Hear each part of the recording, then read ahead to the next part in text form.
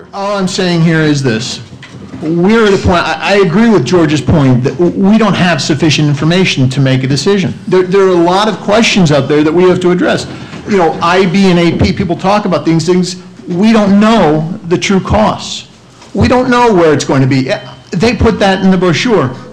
I didn't say anything about that. We're the body that will decide if, where, and when we have a municipal charter school. So we'll decide where we think is the best place. You know, they can suggest the village hall. I don't agree with that option. I don't think it's a viable option. I don't think it's a good place for it.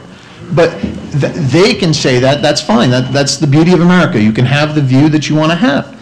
But we need more information. We need to drill down. And I like what George is saying here.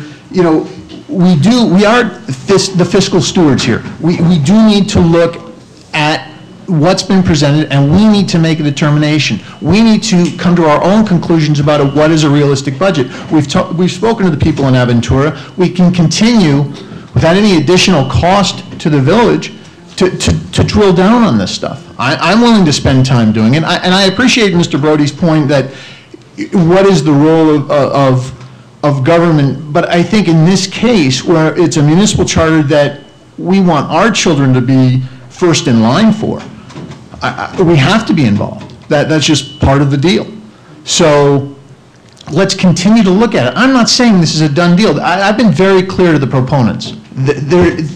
We're not definitely going to have a municipal charter school. We're not definitely going to have a charter school on this key. There are a lot of questions. There's where. There's how much is it going to cost? And how is this going to happen? You know, Manny came up with this idea about the building being funded and then being the private investors then being paid out of funds. That really hasn't been looked at all. You know, so why?